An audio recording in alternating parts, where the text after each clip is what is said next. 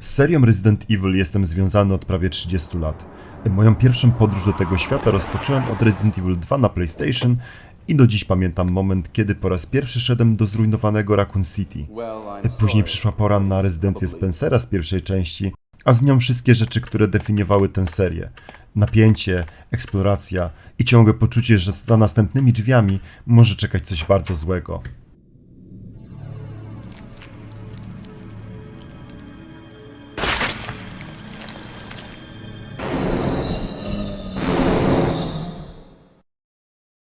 Od tamtej pory seria ta wielokrotnie zmieniała swoją formułę. Cykl przechodził od klasycznego survival horroru do bardziej widowiskowej akcji,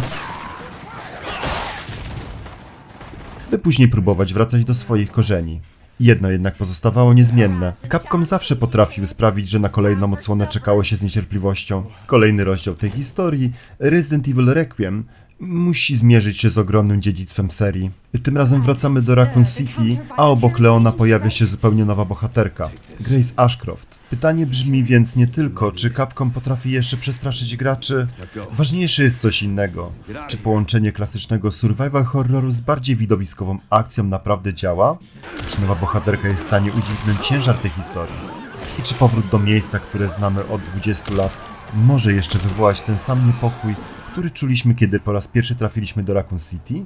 Ja nazywam się Marcin, choć część z was zna mnie raczej jako Imperatora z Krainy Jeży, a dziś razem z Tomaszem, znanym jako Bidów, spróbujemy odpowiedzieć na jedno proste pytanie.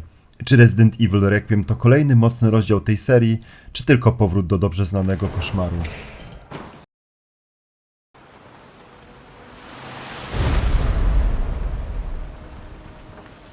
Mimo że moja znajomość serii jest bardziej pobieżna od mojego przedmówcy, z jakiegoś powodu zaczęło mnie ciągnąć do 9. odsłony Residenta. Można by powiedzieć, że w momencie złożenia preorderu na wersję switchową skoczyłem na głęboką wodę. A jednak, kiedy przyszło mi zagrać, to przepadłem. Choć nie ukrywam, że przemierzałem mniej lub bardziej ciemne korytarze ze sporą dozą strachu. Tak samo zresztą jak nasza nowa protagonistka Grace. Jako świeżo upieczony pracownik biurowy FBI zostanie jej przydzielone śledztwo w temacie podejrzanych śmierci osób związanych z incydentem w Raccoon City. Zaprowadzi ją ono nie tylko przez miejsca zbrodni, ale także poprzez najciemniejsze zakamarki jej własnego umysłu. Nasza protagonistka na swojej drodze napotka niestworzone horrory, które będą ścigać ją po korytarzach niecodziennego ośrodka leczniczego. Tak też zaczyna się nasza przygoda w 9. Rezydencie. Pełna niepokoju, co kryje się za rogiem i czy dożyjemy następnego ranka. Requiem dowodzi jednak nie tylko ciekawą i pełną zwrotów akcji historią, ale także gameplayem, którego to gra pozwala nam doświadczać w dwóch perspektywach, pierwszo- i trzecioosobowej. Domyślnie jesteśmy zachęcani do przechodzenia sekcji Grace, patrząc jej oczyma, aby cała ta otaczająca ją atmosfera zaszczucia i niepewności była mocniej odczuwalna. I powiem wam, działa to znakomicie. Jako że nie jestem fanem straszaków, to pewnie odczuwałem to mocniej niż zaprawiony w boju fan gatunku, ale z drugiej strony ciekawość tego, co będzie dalej, wystarczyła, abym przezwyciężył strach przed tym, co czyha za kolejnymi drzwiami, w szczególności, że przemierzając szpitalne korytarze i próbując omijać wszelkie zagrożenia, Grace skazana jest głównie na swój instynkt przetrwania. Jak na survival horror przystało, amunicji jest jak na lekarstwo, przestrzeni na skradanie się jest niewiele, a sama bohaterka bez narzędzia wystrzałowej samoobrony nie zdziała za wiele.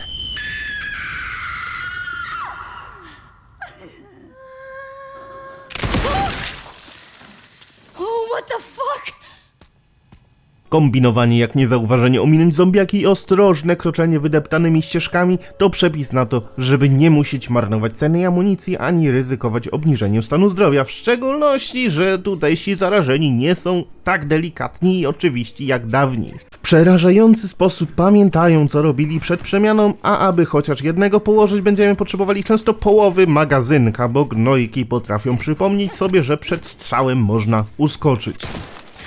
Powolny i ostrożny charakter rozgrywki w segmentach Grace jest doprawiony także klasycznymi dla serii zagadkami, żebyśmy przypadkiem nie poczuli się zbyt pewnie. Łamigłówki są wszelakie i najwięcej czasu spędzimy na zdobywaniu przedmiotów potrzebnych do ich rozwiązania. Ma to swego rodzaju metroidvaniowy styl, gdzie często będziemy wracać do wcześniej odwiedzonych lokacji i odblokowywać kolejne przejścia. czasami też skróty, a to wszystko, aby zdobyć kolejne istotne dla naszych eskapad przedmioty. Zagadki same w sobie zbyt skomplikowane nie są, ale czy to wada? Według mnie niezbyt, bo nawet jeśli staniemy przed większą zagwozdką, to nie sprawią one, że skierujemy się na jedną ze stron oferujących szybkie rozwiązanie problemu. Ważne, że ich rozkminianie sprawia frajdę. I nawet opcjonalne znajdźki oferują na tyle przydatne przedmioty czy ulepszenia dla naszej agentki, że czasami warto się pomęczyć. Jednak mimo tego, że przezwyciężanie strachu mojego, jak i Grace jest niesamowicie satysfakcjonujące, odkrywanie kolejnych sekretów ośrodka kusi, to warto czasami zrzucić ten nadmiar stresu i zmienić perspektywę. You almost there? Just about. Stuck in traffic. Po tych bardziej klaustrofobicznych momentach na scenę wkracza Leon S. Kennedy, postać, której fanom serii przedstawiać raczej nie trzeba.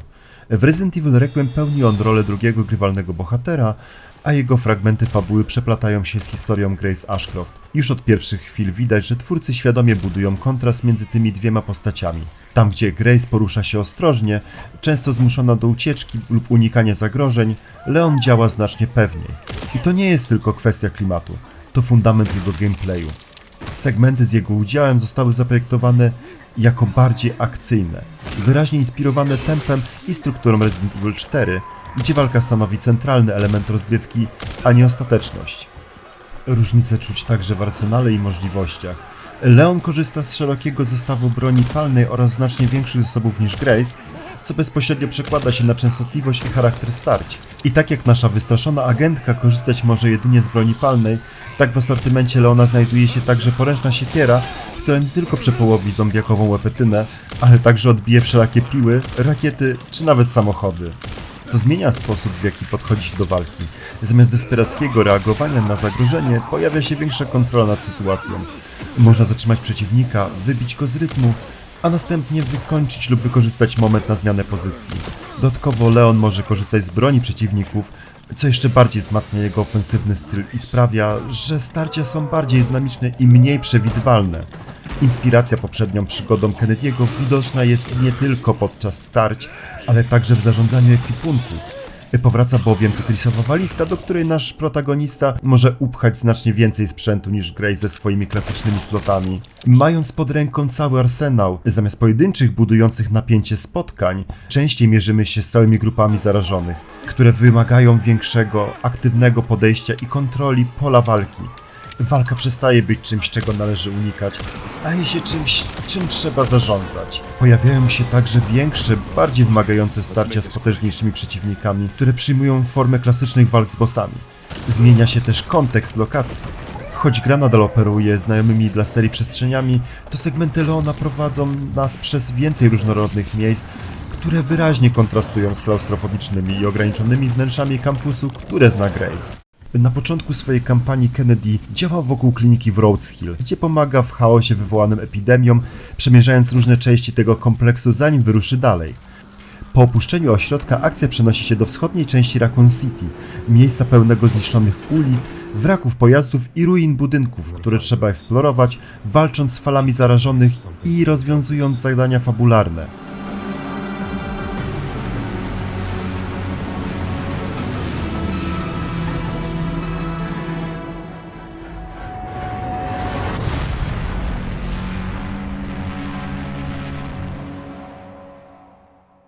Tutaj Leon trafia m.in. do terenów z magazynami i podziemnymi garażami, gdzie stopniowo zdobywa kolejne elementy potrzebne do kontynuowania swojej misji. Po przejściu przez te rejony i dalszym posuwaniu się naprzód przenosimy się w głąb centrum Raccoon City, gdzie trafiamy do ruin dawnego posterunku policji znanego z poprzednich odsłon serii oraz okolicznych miejsc takich jak fragmenty miejskich ulic i zaniedbanych budynków. W tych lokacjach stale towarzyszy mu poczucie nostalgii przeplatające się z destrukcją. Miasto, które niegdyś było epicentrum koszmaru, teraz jest jeszcze bardziej zdewastowane niż pamiętamy. Całość domyślnie prezentowana jest z perspektywy trzeciej osoby, co dodatkowo podkreśla akcyjny charakter tych fragmentów i ułatwia kontrolę nad otoczeniem podczas walki. Co jednak najważniejsze, Leon nie jest tu tylko trybem akcji. Jego obecność pełni funkcję kontrapunktu dla historii Grace. To bohater doświadczony, który zna realia tego świata i potrafi się w nim odnaleźć. Dzięki temu jego segmenty nie budują strachu poprzez bezradność, ale poprzez presję i intensywność sytuacji. Ten kontrast działa najmocniej wtedy, gdy gra przełączona z powrotem na Grace. Nagle to, co u Leona było kontrolą, zmienia się znowu w niepewność. I odwrotnie. Po kilku godzinach skradania się i unikania zagrożeń, wejście w buty Kennedy'ego daje poczucie sprawczości, ale też wymaga większej odpowiedzialności za każdą decyzję. W praktyce Resident Evil Requiem działa jak dwa różne doświadczenia spięte jedną historią. Grace reprezentuje czysty survival horror, napięcie, ograniczenie i ciągłe zagrożenie. Leon to bardziej bezpośrednia konfrontacja. Walka, tempo, kontrola. I dopiero zestawienie tych dwóch podejść sprawia, że całość ma odpowiedni ciężar. Jednak nawet w tak dużej beczce miodu znajdzie się łyżeczka dziegciu. W poprzednich odsłonach serii po przejściu historii odblokowywały się tryby takie jak Mercenaries, Agent Hunt czy różne warianty New Game Plus, które dawały nowe wyzwania i pozwalały grać w inny sposób. W Requiem po zakończeniu fabuły dostępne są jedynie odblokowane bronie i elementy kosmetyczne, bez żadnych aktywności wydłużających zabawę lub testujących refleks. Dodatkowo na premierę nie pojawiły się tryby znane z wcześniejszych części, takie jak szybkie fale wrogów w Mercenaries, misje bitewne w Raid Mode, możliwość grania jako przeciwnicy w Agent Hunt czy minikampanie. Brak tych opcji sprawia, że po pierwszym przejściu kampanii gra nie oferuje nowych wyzwań ani alternatywnych form rozgrywki, ograniczając tym samym regrywalność i poczucie pełnego wykorzystywania świata gry. Poza tym najwyższy tryb trudności Insanity, odblokowywany po pierwszym ukończeniu gry, wciąż nie wprowadza żadnych istotnych zmian w mechanice rozgrywki.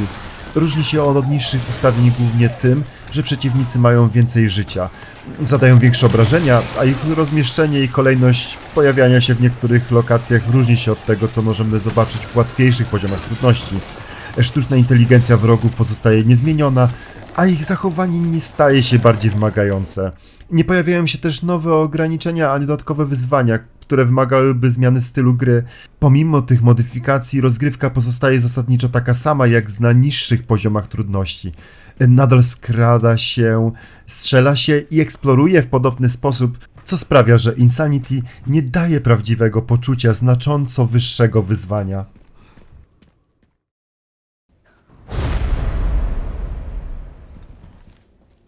Udźwiękowienie w Resident Evil Requiem od pierwszych sekund narzuca ton całej rozgrywce.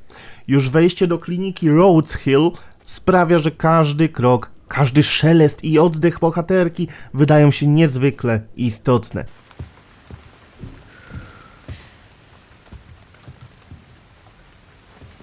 Zastosowany w produkcji dźwięk przestrzenny pozwala precyzyjnie wyczuć kierunek źródła wszelkich szmerów. Tym samym dźwięk działa jak radar, który ostrzega gracza, zanim zagrożenie stanie się widoczne na ekranie. Ambientowa muzyka buduje napięcie w sposób dyskretny, a jednocześnie nie pozwala oderwać uwagi od otoczenia.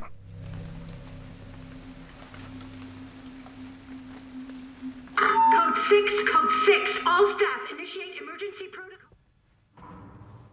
Cisza nie jest pustką. To moment pełen potencjalnego zagrożenia, którym każdy trzask deski, uderzenie metalowej rury czy stłumiony jęk przeciwnika wywołuje odruch ostrożności. Efekty dźwiękowe broni w segmentach Leona podkreślają dynamikę starć. Wystrzały pistoletów, tłuczone szkło, uderzenia toporka czy odgłosy ciał padających na ziemię tworzą rytm walki, który jest równie satysfakcjonujący, co wymagający. W segmentach Grace dźwięk pracuje na innej płaszczyźnie. Subtelne odgłosy kroków w zrujnowanym szpitalu, szmery w klimatyzacyjnych przewodach i nagłe hałasy zza drzwi potęgują poczucie bezradności i niepewności. To, co w segmentach Leona daje poczucie kontroli, tutaj służy budowaniu napięcia i zmusza do uważnej obserwacji każdego detalu otoczenia.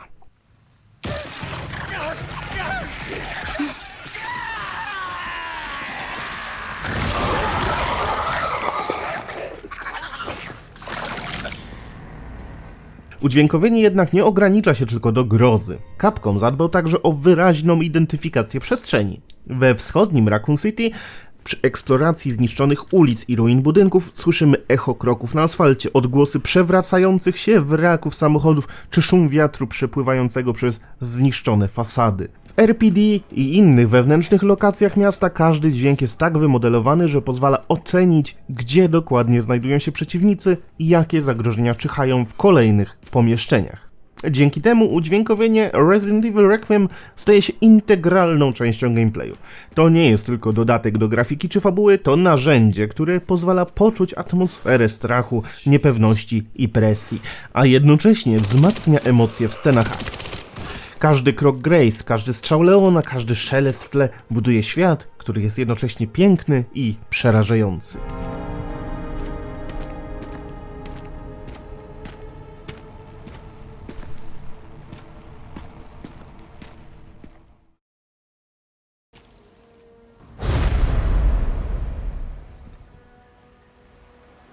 Wizualnie Resident Evil Requiem zachwyca konsekwencją stylistyczną i dopracowaniem, który wydaje się jednocześnie realistyczny i niepokojący. Artystycznie gra balansuje między fotorealistycznym odwzorowaniem świata, a horrorowym wyolbrzymieniem jego elementów. Tekstury ścian, podłóg i mebli są bogate i wyraźne. Drobne detale takie jak odpryski farby, plamy krwi czy odłamki szkła potęgują poczucie autentyczności. Oświetlenie odgrywa rolę narracyjną. Dynamiczne źródła światła wydobywają kluczowe obiekty i zwiększają napięcie w ciemnych korytarzach, w których cień może kryć zagrożenie. Cienie i odbicia nie pełnią wyłącznie funkcji wizualnej, potrafią ostrzegać przed przeciwnikami, tworząc złudzenie ruchu lub wprowadzać gracza w stan niepewności, co doskonale wpisuje się w mechanikę survival horroru. Modele postaci, zarówno Grace jak i Leona, zostały wykonane z dużą precyzją. Każda animacja jest płynna, mimika twarzy bohaterów oddaje emocje i stres towarzyszący wydarzeniom gry. Oświetlenie w połączeniu z detalami animacji sprawia, że postacie wydają się żywe i obecne w świecie gry. Dodatkowo otoczenie reaguje na postacie w sposób subtelny, lecz zauważalny. Unoszący się pył, kałuże odbijające światło, rozsypane papiery czy fragmenty gruzu pod stopami sprawiają, że eksploracja nabiera fizycznej wagi i zwiększa immersję. Efekty pogodowe oraz interakcje z otoczeniem podkreślają różnorodność lokacji.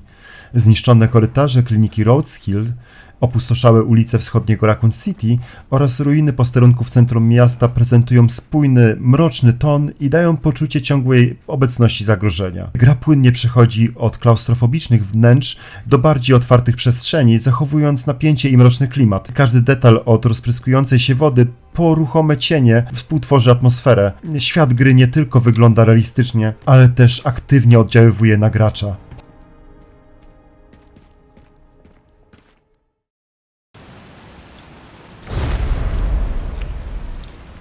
Careful in there. Whole buildings can... Pewnie dla większości osób zainteresowanych tym tytułem wersja na Nintendo Switch 2 nie byłaby pierwszym wyborem, jednak w moim przypadku cierpię na ciężki przypadek handheldozy i co by to nie było, to chcę móc zagrać w to na Switchu. Tak też w mojej konsoli wylądował najnowszy Resident i po około 20 godzinach grania mogę powiedzieć, że niczego nie żałuję. Port na tę platformę to wielkie, pozytywne zaskoczenie. Wielu twórców idzie na łatwiznę. Ogranicza klatkarz do 30, włącza skalowanie rozdzielczości, najczęściej z 480p i porobiony. Mamy port na Switcha 2. Ale Capcom nie mógłby tak po prostu przejść obojętnie obok tak dobrej okazji do pokazania, na co stać ten niewielki bądź co bądź tablet, ale także ich autorski silnik, który już na jedynce pokazywał, jak bardzo skalowalny jest. Z Resident Evil Requiem nie jest inaczej. Jakimś cudem Japończycy wycisnęli ze Switcha 2 w tej grze 60 klatek. Oczywiście nie zawsze, bo działa na odblokowanym klatkarzu, ale przez znaczną większość czasu gry. Jedyny moment, kiedy rzeczywiście można było odczuć większe chrupnięcia, to jeden konkretny segment Leona, w którym walczymy w płonącej kaplicy. Za tym optymalizacyjnym sukcesem stoi w dużej mierze zastosowany tutaj DLSS. Bowiem gra oczywiście nie jest renderowana w natywnej rozdzielczości konsoli, ale skalowana z 540p do 1080p w trybie zadokowanym oraz z 360p do 720p w trybie przenośnym. Wspomniany DLSS sprawia, że obraz mimo znaczącego przeskoku rozdzielczości nie jest rozmyty. Tak jak ma to miejsce chociażby na Xboxie Series S, który skaluje się z 720p, a wygląda gorzej niż wersja switchowa. Na duży plus doświadczenia przykłada się także wykorzystanie technologii zawartej w konsolce. Niestety trybu myszy nie uwzględniono, ale mamy za to dobre celowanie z pomocą żyroskopu oraz najlepsze wykorzystanie HD Rumble w grze Third Party, jakiego kiedykolwiek doświadczyłem. Od klikania na klawiaturze w cutscenkach przez każdy krok na szpitalnych kafelkach po wystrzały broni, wszystko jest tak świetnie zaprojektowane jak w grach od samego Nintendo. Ogólnie rzecz biorąc, można na spokojnie usadowić 9 Residenta na szczycie portowego podium obok takich gier jak Cyberpunk 2077 czy Star Wars Outlaws.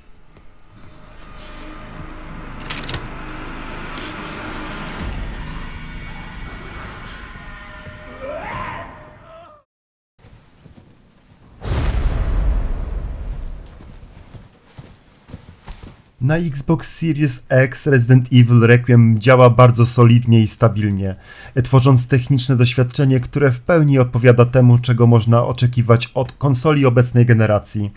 Gra jest optymalizowana pod docelowe 60 klatek na sekundę, które otrzymuje się przez większość czasu rozgrywki, nawet w momentach z dużą liczbą przeciwników i intensywnymi efektami wizualnymi. Dzięki temu zarówno dynamiczne starcia Leona, jak i spokojniejsza eksploracja korytarzy kliniki czy ulic wschodniego Raccoon City nie powodują odczuwalnych spadków płynności, co przekłada się na komfort rozgrywki i stabilne tempo akcji. Pod względem grafiki tytuł korzysta z mocy konsoli tak, aby uzyskać czytelny obraz w rozdzielczości skalowanej do 4K. Tekstury są ostre i szczegółowe, a modele postaci oraz elementy otoczenia zachowują wysoki poziom detali. Zniszczone ulice, gruzowiska, pęknięte ściany czy fragmenty wnętrz kliniki wyglądają realistycznie, co dobrze współgra z mroczną, horrorową estetyką. Oświetlenie dynamiczne i cieniowanie potęgują klimat. Światło padające z lamp, lampionów czy przebijające się przez okno tworzy kontrasty i wydobywa strukturę powierzchni, a cienie zachowują naturalną głębię w ciasnych przestrzeniach. Technicznie gra nie korzysta na Xbox Series X z pełnych zaawansowanych efektów śledzenia promieni na poziomie porównywalnym z PC-towymi implementacjami. Wersja konsolowa jest zbalansowana pod kątem wydajności, dlatego efekty świetlne i cienie są renderowane w sposób zoptymalizowany, tak aby nie obciążały płynności rozgrywki i nadal wspierały atmosferę horroru. PC-towa wersja Resident Evil Requiem w mojej konfiguracji z RTX 4060 i 32 GB RAMu prezentuje się znakomicie. Gra pozwala wybrać między klasycznym rasteryzowaniem, ray tracingiem a path tracingiem, ale różnice w wydajności są odczuwalne od razu. Bez ray tracingu wszystko działa płynnie, nawet w gęsto zabudowanych lokacjach liczba klatek jest wysoka, co sprawia, że poruszanie się po Raccoon City jest przyjemne i responsywne. Włączenie ray tracingu natychmiast dodaje scenom głębi i dramatyzmu. Cienie, odbicia i oświetlenia stają się bardziej realistyczne, choć liczba klatek na sekundę spada, szczególnie w większych przestrzeniach jak Raccoon City. Na szczęście wciąż utrzymuje się powyżej 60 klatek, co zapewnia komfortową rozgrywkę. Path tracing wygląda wręcz oszałamiająco, ale w tej konfiguracji bez DLSS-a i frame generation nie daje płynnej gry. Po włączeniu DLSS w trybie Quality lub Balance gra staje się w pełni grywalna, nawet z path tracingiem. Jednocześnie należy zauważyć, że sztuczne podbijanie klatek może powodować subtelnie ghostingi. Nie psuje to zabawy, ale widać je przy szybkich ruchach kamery i efektach świetlnych, co warto mieć na uwadze podczas bardziej dynamicznych starć. Tekstury są ostre i pełne detali, światło dynamicznie reaguje na otoczenie, a cienie i odbicia nie są tylko ładnym dodatkiem. Potrafią zdradzić obecność przeciwników lub wprowadzić niepokój w ciasnych korytarzach. Efekty cząsteczkowe, kałuże odbijające światło czy unoszący się pył w zniszczonych pomieszczeniach jeszcze mocniej potęgują wrażenie obecności w świecie gry. W praktyce moja konfiguracja pozwala balansować między pięknem i płynnością. Rasteryzacja daje stabilność, ray tracing klimat, a path tracing z DLSS i frame generation pozwala zobaczyć pełnię wizualnego potencjału Requiem.